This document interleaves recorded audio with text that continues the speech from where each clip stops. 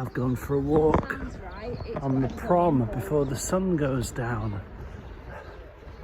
I've been very diligent this morning. I've done 5 hours on my book, 2 cups of tea. I've rifled the complete stock of biscuits in my hotel room, and I thought better going for a walk with the sunshine out overlooking Morecambe Bay than hiding away in the spa at the hotel. So I'm going to miss the spa on this visit in preference to walking here in the fresh air before the sun goes down. And if you're familiar with Morecambe Bay, you will know how it's extremely tidal and the sands keep shifting, and it can be very dangerous.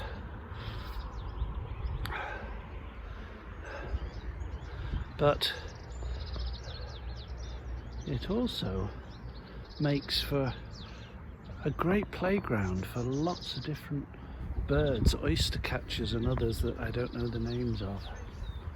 200,000 migratory birds apparently stop off here for a snack or a rest on their journey from Africa to their nesting grounds in the Arctic.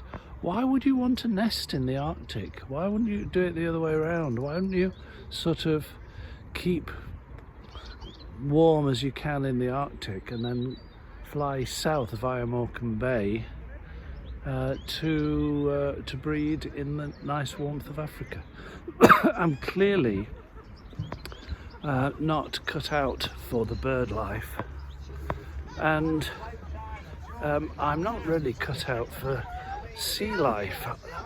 I don't know, are you a sea person? You love to have a view of the sea? Or are you a person, a river person? I'm more of a river person myself. I used to go canoeing on the River Wye when I was a young teenager with my dad's school camp and my brothers and sisters. And fishing. I once caught a 5-pound chub in the River Wye, and I love the silence and the solitude and not being messed about by other little boys. On camp for 2 or 3 weeks in the summer. There you go. So yes, I'm more of a river than a sea person, but you might be an air person. You might have always wanted to be a bird or a pilot, and I've always shied away from aerial play, aerial antics.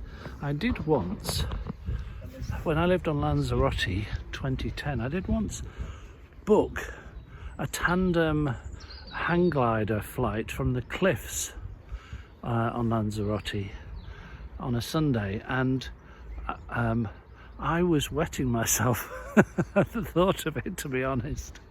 I'm a big sissy when it comes to challenges. The adrenaline, forget it, no. Climbing, no. Rapids, no. No me molesta. Do not disturb. As it says on my hotel room door. I've got a £5 drinks voucher for that. It was too windy, and so the flight was cancelled and I never rebooked. And I'm a bit of a scaredy cat, actually, even though I know I would absolutely love going up in a glider or a hang glider. I was on the beach in Famara sunbathing, lovely wide surfing beach, and I heard this whoosh and then footsteps on the boulders, shingly boulders, right next to where I was lying face down.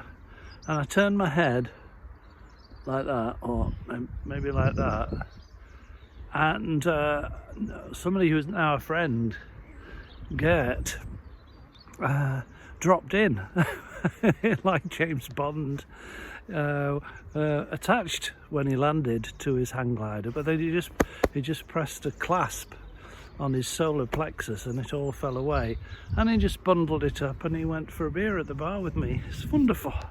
So I would like to do that. I would like to learn to ride a motorbike like my mate Andrew and Daz, but my brothers and sisters even bought me vouchers for motorbike training, which I never used. I'm sorry to say, brothers and sisters, if you're watching this. I suppose there's absolutely no reason why I couldn't do it now, if I if I wasn't a scaredy cat, that is. Oh dear. So you might be a sea person or a river person or an air person. My daughter is a professional air releaster. She earns her living hanging in the air from a hoop or a trapeze. I don't know where she's got that from. Not me. The first thing she bought with her pocket money when she was about 10, she saved up her own money. We might have chipped it, her mum and dad, we might have chipped in, but she definitely used her saved up pocket money, deferred gratification, I know where that's come from. And the first thing she bought was a unicycle. Well, perhaps after poi, you know, spinning poi, like a top, a spinning top with 2 sticks and a string. That was her first circus skill. And then, as I say, a unicycle. And she could juggle on her unicycle. Extraordinary woman. Still is. Love her to bits. I really have been lucky with the weather and timed it right. It was grey and drizzly this morning. And oh, is this cafe open? Oh joy! Is it still serving coffee, or are they shutting up? Shall we go inside and find out? Hello. Hello. Come. It's all right. You're very welcome. Who is this? What's the dog? Rose. Rose. She's lovely. Lovely colour. Yes, thank you. She's got quite excited. The cafe's open today. Oh, is it first day it's open? Yes. So she was annoying everybody. We're going in. Excitement. Good guess. We're going in. Lovely cockapoo. Are you still open, love? The takeaways, yes. Oh, you know you joke. Have I missed? We stay up until like 3ish. What's the time? Is there 3:30. There's a coffee machine on? Yeah, we can do it to takeaway. No, I don't want to take away. Sorry. Is it your first day open? First day back open, yeah. Okay, well I shall have to grin and bear it. Ah. Oh dear, I'm not saying anything. Life's little disappointments. The first day of the year that the cafe is open, and I'm half an hour too late. No, don't worry. I'm not going to do a homily on early closing time of cafes. I know what I was going to reflect on. This is completely incidental, by the way. There's no significance in you can switch off now. There's no significance in what I'm saying, as usual. And this stretch, this promenade stretch, is so reminiscent of a promenade stretch on Lanzarote, where I used to live, from Arrecife to Playa Honda. And you can cycle. I think it's about 4 or 5 miles from the church in Arrecife and Playa Honda, which I used to live there actually for a while. I moved, I think, 6 or 8 times on Lanzarote in 2 years, and Playa Honda had a very nice flat overlooking, very close to the ocean. I never settled, to be honest, but it did have my favourite bar, and I just called it the Blue Bar in Playa Honda. And when I used to visit after I'd left, and whenever I visited, which was often, one year I went back to Lanzarote 5 times in the same year. Stuart, my mate Stuart, rest in peace, bless him, very kindly used to pick me up in my VW Polo, which I let him drive around in when I was back in the UK, and he'd pick me up, and he knew he had the navigation of a cruise missile, and he'd drive us straight from the airport, and it wasn't far, to the Blue Cafe. He knew it was my favourite.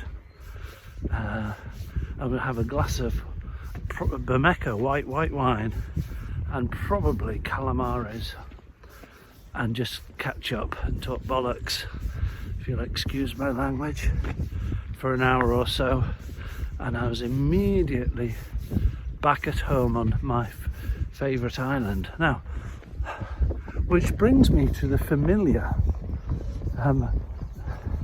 I was talking about this with my very good friend Glenn in Ulverston yesterday, and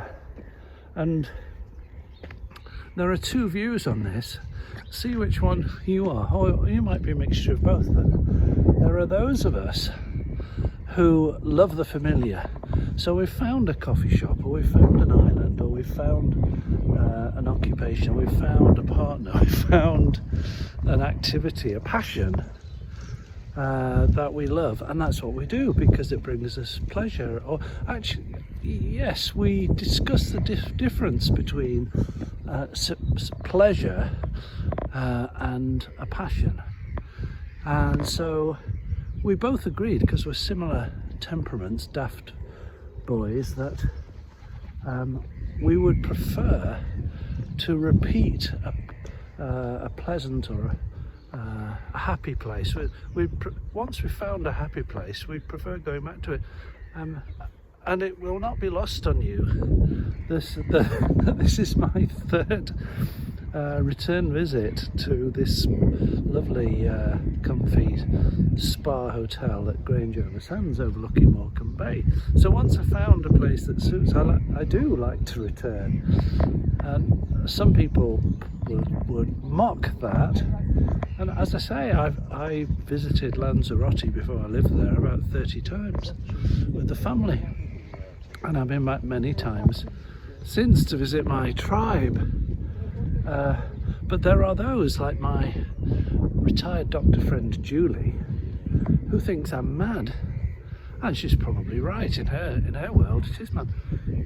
She would say she wouldn't dream of going back to the same place for a second time when there are so many other new interesting places to visit, and that's perfectly valid.